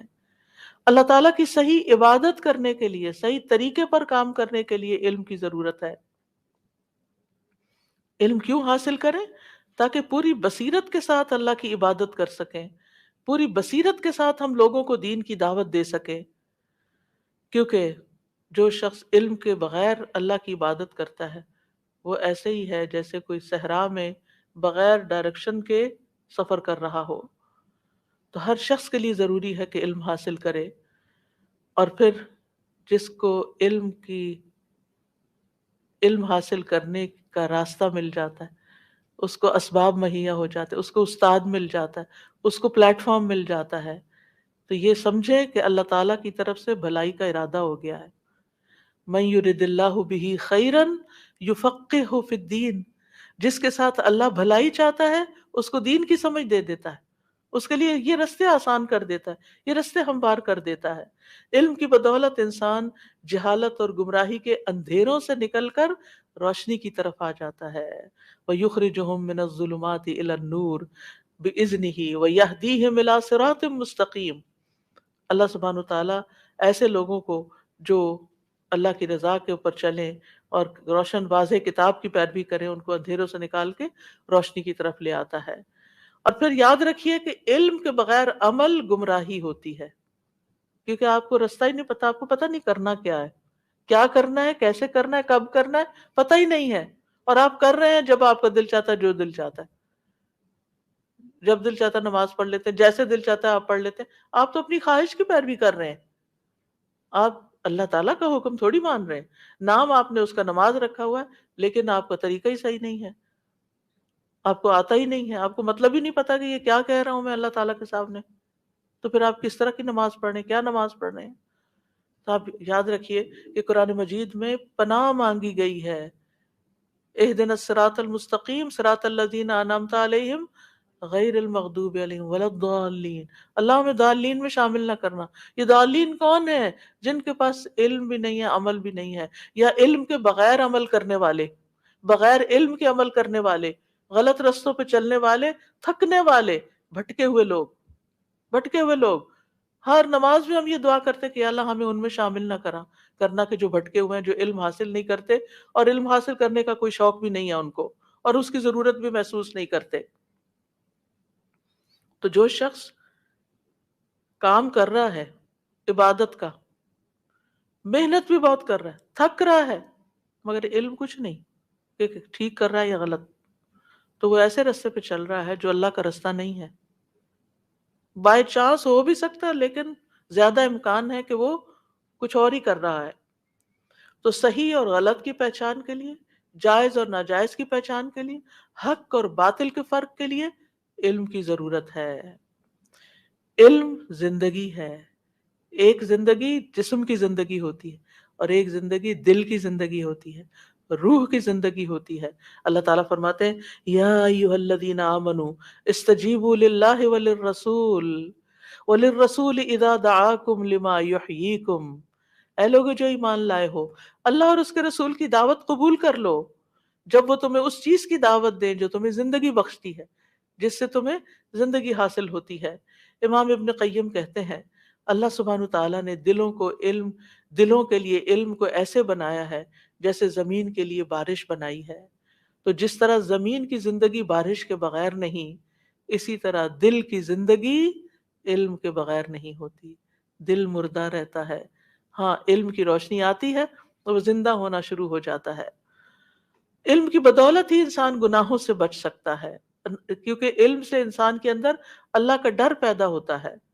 پھر آپ دیکھیں علم کے ذریعے ہی انسان شیطان کے حربوں سے بچ سکتا ہے کہ وہ کدھر سے آ رہا ہے، وہ کیسے مجھے گمراہ کر رہا ہے۔ علم کی بدولت رشتوں میں خوبصورتی پیدا ہو جاتی ہے، علم کی وجہ سے گھروں میں برکت آتی ہے، آپس کا پیار محبت بڑھ جاتا ہے۔ ابو ہریرہ کہا کرتے تھے قرآن پڑھنے کی وجہ سے گھر اپنے رہنے والوں کے لیے کھلا ہو جاتا ہے، کشادہ ہو جاتا ہے، چاہے وہ چھوٹا سا اپارٹمنٹ ہی کیوں نہ ہو۔ اس میں فرشتے حاضر ہوتے ہیں، شیطان اس گھر کو چھوڑ دیتے ہیں، اس کی خیر و برکت بڑھ جاتی ہے۔ اور قرآن نہ پڑھنے کی وجہ سے گھر اپنے رہنے والوں کے لیے تنگ ہو جاتا ہے۔ بڑے بڑے مینشنز بھی دل گھٹتا ہے، ان میں دل گھبراتا ہے، دل لگتا ہی نہیں، کوئی چیز پسند ہی نہیں آتی۔ فرشتے اس کو چھوڑ دیتے ہیں، شیطان اس میں بسیرا کر لیتے ہیں، اس کی خیر و برکت کم ہو جاتی ہے۔ تو آپ سوچئے کہ ہم گھروں میں کتنا قرآن پڑھتے ہیں، ہمارے بچے کتنا پڑھتے ہیں، ہمارے ہسبینڈ، باقی رشتے، اور ہم مل بیٹھ کے کتنا قرآن پڑھتے ہیں۔ کتنی ضرورت ہے اس بات کی کہ ہم اپنے گھروں کو قرآن سے آباد کریں، صرف انفرادی طور پر نہیں، اجتماعی طور پر بھی، مل جل کر بھی۔ علم کی بدولت رحمت اور سکینت اترتی ہے۔ رسول اللہ صلی اللہ علیہ وسلم نے فرمایا جو لوگ اللہ کے گھروں میں سے کسی گھر میں اللہ کی کتاب کی تلاوت کرتے ہیں، اس کی باہم تعلیم میں مصروف ہوتے ہیں، ان پر سکینت نازل ہوتی ہے، رحمت انہیں ڈھانپ لیتی ہے، فرشتے انہیں گھیر لیتے ہیں، اور اللہ ان کا ذکر اپنے پاس موجود فرشتوں میں کرتے ہیں۔ ایسی مجالس کا ذکر اوپر کی مجالس میں ہوتا ہے کہ دنیا کے فلاں فلاں حصے میں فلاں فلاں لوگ، فلاں فلاں نام کے لوگ اکٹھے بیٹھ کر اللہ کو یاد کر رہے ہیں، دین سیکھ رہے ہیں۔ حصول علم کی وجہ سے انسان کو رزق ملتا ہے۔ نبی صلی اللہ علیہ وسلم کے زمانے میں 2 بھائی تھے، ان میں سے ایک نبی صلی اللہ علیہ وسلم کے پاس آتا، علم حاصل کرتا، دوسرا محنت مزدوری کرتا، کام پہ جاتا۔ محنت مزدوری کرنے والے نے اپنے بھائی کی شکایت نبی صلی اللہ علیہ وسلم سے کی کہ یہ میرا بھائی کچھ بھی نہیں کرتا، میری مدد نہیں کرتا، اور یہ روز پڑھنے لکھنے چلا جاتا ہے۔ آپ نے فرمایا شاید تمہیں اسی کی وجہ سے رزق دیا جا رہا ہو، تم جو اس پہ خرچ کر رہے ہو نا، ہو سکتا ہے کہ اللہ تعالیٰ تمہیں جو دے رہا ہے وہ اس کی وجہ سے دے رہا ہے۔ لیکن عام طور پر ہم یہی سمجھتے ہیں کہ جب تک دنیا کے لیے نہیں بھاگیں گے اور سارے بچے دنیا میں نہیں لگیں گے اس وقت تک کام نہیں چلے گا۔ ٹھیک ہے، کچھ دنیا میں جائیں اور کچھ دین میں لگیں، اور جو دنیا والے ہیں وہ دین والوں کی مدد کریں، ان کا خیال رکھیں۔ ابن القیم کہتے ہیں علم سے محبت کرنا خوش نصیبی کی علامتوں میں سے ہے۔ خوش قسمت ہے وہ انسان جو علم سے محبت رکھتا ہے، اور علم سے نفرت کرنا بدبختی کی علامتوں میں سے۔ بدقسمت ہے وہ انسان جو علم کے سیکھنے سکھانے کو بیکار کا کام سمجھتا ہے۔ آخرت کی تیاری کے لیے بھی علم حاصل کرنا ضروری ہے۔ وَاتَّقُوا اللَّهَ وَاعْلَمُوا أَنَّكُمْ مُلَاقُوهُ، اللہ سے ڈرتے رہو اور یہ جان لو کہ تم اس سے ملنے والے ہو، اور وہ ملاقات کیسی ہوگی۔ اور قیامت کے دن سوال ہوگا کہ علم کتنا حاصل کیا اور پھر اس پر عمل کیا کیا، علم حاصل کیا یا نہیں کیا، کیا تو کیا کیا، اور پھر اس پر عمل کیا کیا۔ اور جنت کی طرف جانے کے لیے بھی علم چاہیے۔ من سلک طریقا یلتمس بہ علما سہل اللہ لہ طریقا الی الجنہ، جو شخص علم کا راستہ اختیار کرتا ہے تو اللہ تعالیٰ اس کے لیے جنت کا راستہ آسان کر دے گا۔ اور بے شک حدیث کے الفاظ ہیں، بے شک فرشتے طالب علم کے لیے، طالب علم کی رضا کے لیے اپنے پر بچھاتے، یعنی اس کو راضی کرنے کے لیے، اس کو خوش کرنے کے لیے۔ یہ چیزیں آج ہمیں نظر نہیں آ رہی، کل قیامت کے دن نظر آئیں گی کہ کس طرح فرشتے مجلسوں کو ڈھانپتے تھے اور کس طرح فرشتے وہ ویلکم کرتے تھے اور کس طرح وہ سکینت اتارتے تھے، اور یہ ساری چیزیں کل اللہ تعالیٰ آپ کو دکھائے گا۔ یاد رکھیے علم کی ضرورت تو کھانے پینے سے بھی زیادہ ہے۔ امام احمد کہتے تھے لوگوں کو کھانے پینے سے بھی زیادہ علم کی ضرورت ہے، کیونکہ آدمی کو کھانے پینے کی دن میں 1 یا 2 دفعہ ضرورت پیش آتی ہے، کام چل جاتا ہے۔ آج کل رمضان ہے نا، 2 دفعہ بھی کھا لے تو کافی ہو جاتا ہے، جبکہ اسے علم کی ضرورت اتنی دفعہ پیش آتی ہے جتنی اس کی سانسوں کی تعداد ہے۔ ہر وقت اس کو ضرورت، کیونکہ ہر وقت ہم نے کوئی نہ کوئی ڈیسیژن لینا ہوتا ہے، یہ کام کریں یا نہ کریں، یہ کریں یا وہ کریں، کیا چیز رہنمائی کرتی۔ علم ایک ٹارچ کی طرح آپ کو روشنی دکھاتا ہے، راستہ دکھاتا ہے، ادھر جاؤ ادھر جاؤ، وہاں نہیں جانا۔ دنیا ڈارک ہے، آپ کے اپنے پاس ٹارچ ہونی چاہیے، علم کی ٹارچ، جس سے آپ دیکھ سکیں کہ میں صحیح راستے پہ جا رہا ہوں یا نہیں جا رہا۔ پھر یاد رکھیے علم حاصل کرنے کے اغراض و مقاصد بھی درست ہونے چاہیے۔ سب سے پہلی چیز خالصتاً اللہ کی رضا کے لیے علم حاصل کریں، کیونکہ جو لوگ دنیا کمانے کے لیے یا دنیا میں شہرت پانے کے لیے چاہے قرآن کا علم ہی کیوں نہ سیکھ رہے ہو، وہ قیامت کے دن سب سے پہلے اسی کا حساب ہوگا، اور اس سے پوچھا جائے گا تم نے اللہ کی نعمتیں پا کر کیا کیا؟ وہ کہے گا میں نے علم سیکھا سکھایا اور قرآن کی قرات کی۔ اللہ تعالیٰ اس سے کہے گا کہ تم نے جھوٹ کہا، تم نے اس لیے علم سیکھا تھا کہ لوگ تمہیں اسکالر کہیں، لوگ تمہیں قاری کہیں، تمہیں کہا جائے گا تم نے قرآن اس لیے پڑھا کہ کہا جائے یہ قاری ہے، وہ تو کہہ دیا گیا، لوگوں نے کہہ دیا تمہیں، پھر اس کے بارے میں حکم دیا جائے گا تو اسے منہ کے بل گھسیٹتے ہوئے جہنم میں ڈال دیا جائے گا۔ تو علم حاصل کریں لیکن نیت درست رکھیں کہ اللہ کو راضی کرنا ہے، اللہ کی خاطر صحیح عمل کرنا ہے۔ پھر دوسری نیت کیا کہ لوگوں کو بھی اس کی دعوت دینی ہے۔ قل ھذہ سبیلی ادعو الی اللہ علی بصیرۃ انا ومن اتبعنی، کہہ دیجئے یہی میرا راستہ ہے، میں اللہ کی طرف بلاتا ہوں پوری بصیرت پر، یعنی سوچ سمجھ کر، علم کے ساتھ، میں خود بھی اور جنہوں نے میری پیروی کی۔ پھر علم پر فخر اور غرور سے بچنا چاہیے، اور دوسرا یہ کہ جہالت سے نفرت ہونی چاہیے، کہ انسان کسی چیز کا علم نہ رکھے اور جاہل رہے۔ اور قرآن مجید میں آتا ہے بل اکثرہم لا یعلمون، اکثر علم نہیں رکھتے، کس بات کا؟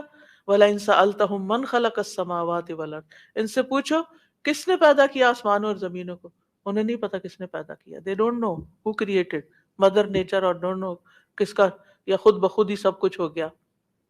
یہ اکثریت کا حال قرآن بتاتا ہے۔ لا علمی شرک کا باعث بن جاتی ہے۔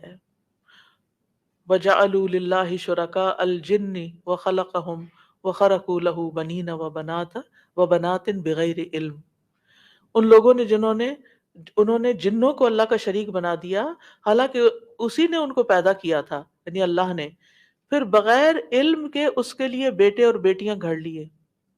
حضرت عیسیٰ کو بیٹا بنا دیا، فرشتوں کو اللہ کی بیٹیاں بنا دیا، بغیر علم کے، بغیر کسی وحی کے، بغیر کسی دلیل کے۔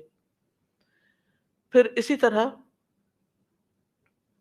اگر کوئی شخص علم نہیں رکھتا اور کسی بات کو حدیث بتاتا ہے، یہ حدیث ہے، اور وہ حدیث نہیں ہے، تو نبی صلی اللہ علیہ وسلم نے کیا فرمایا؟ وہ اپنا ٹھکانہ جہنم میں بنا لے جو مجھ پر جھوٹی بات گھڑے۔ کتنا بڑا نقصان ہے کہ آپ کسی بات کو حدیث کہہ رہے ہیں حالانکہ وہ حدیث ہے ہی کوئی نہیں۔ کیوں کہہ رہے ہیں؟ کیونکہ آپ کو علم نہیں۔ پھر اسی طرح نفاق کی علامت ہے لا علمی۔ رسول اللہ صلی اللہ علیہ وسلم نے فرمایا 2 خصلتیں ایسی ہیں جو منافق میں کبھی جمع نہیں ہو سکتی، ایک ہے اچھا اخلاق اور دوسرے ہے دین کی سمجھ۔ منافق میں 2 باتیں نہیں ہوتی۔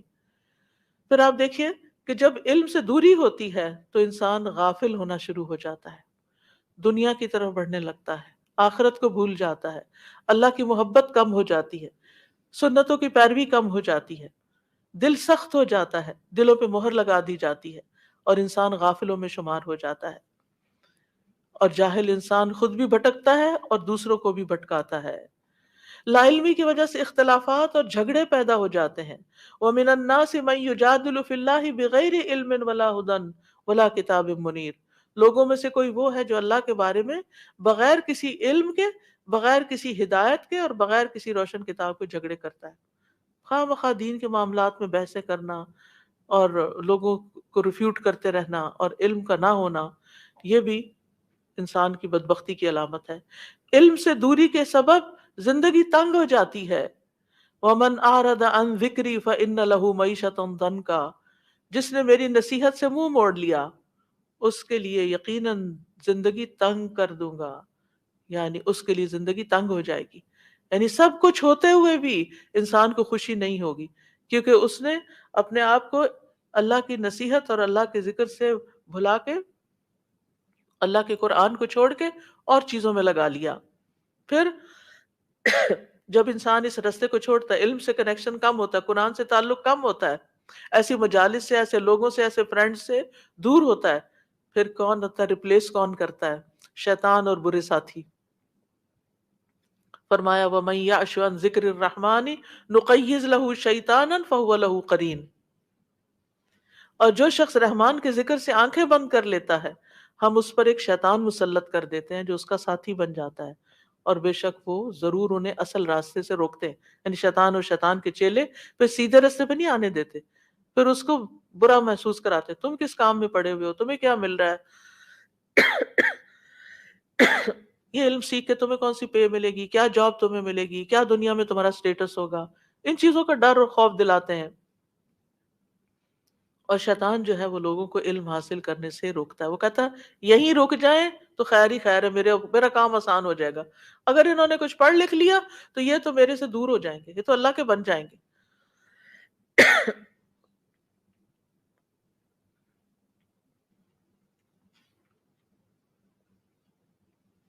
علامہ ابن الجوزی کہتے ہیں جان لو کہ ابلیس کا لوگوں پر سب سے پہلا دھوکہ یہ ہے کہ وہ ان کو علم سے روکتا ہے، علم مشکل بنا دیتا ہے، تم نہیں پڑھ سکتی، اس عمر میں کیا پڑھو گی، یہ روز روز گھر سے نکلنا، یہ سیکھنا، یہ سارے کام چھوڑنا، یہ بہت مشکل ہے۔ وہ کہتے ہیں کیونکہ علم نور ہے، پھر جب وہ ان کے علم کے چراغوں کو بجھا دیتا ہے تو وہ ان کو اندھیروں میں جیسے چاہے ٹھوکریں لگواتا ہے۔ جب علم ہی نہیں تو پھر بھٹکتے پھرو، جیسے اندھیرا ہو جائے رات کو تو آپ دیکھیں اپنے ہی گھر میں آپ ٹھوکریں کھاتے ہیں۔ لا علمی کی وجہ سے قبر کے سوالوں کے جواب میں مشکل ہو سکتی ہے، تو اس لیے بہت ضروری ہے کہ ہم دعا کرتے رہیں ربی زدنی علما، اے میرے رب میرے علم میں اضافہ فرما۔ ہوا یہ تھا، اس آیت کا پس منظر یہ ہے کہ جب جبریل علیہ السلام وحی لے کر نازل ہوتے تو آپ ساتھ ہی ساتھ وحی کے الفاظ کو اس خیال سے دہرانے لگتے کہ بعد میں بھول نہ جائیں، تو اللہ سبحانہ وتعالیٰ نے فرمایا فتعال اللہ الملک الحق ولا تعجل بالقرآن من قبل ان يقضى الیک وحیہ وقل رب زدنی علما۔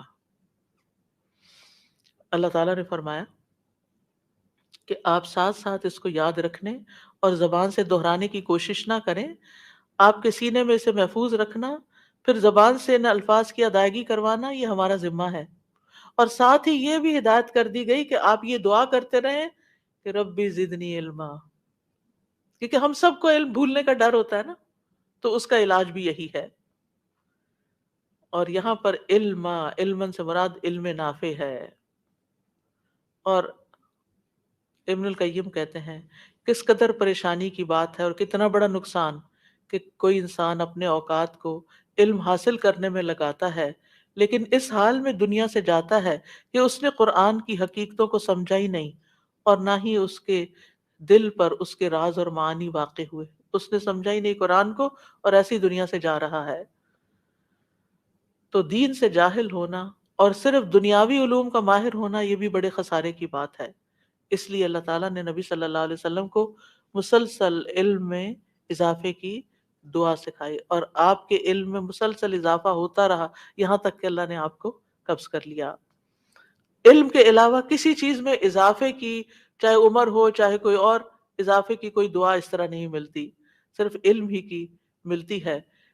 اور ابن مسعود جب یہ آیت پڑھتے تھے تو کہتے تھے اے اللہ میرا علم، ایمان اور یقین بڑھا دے۔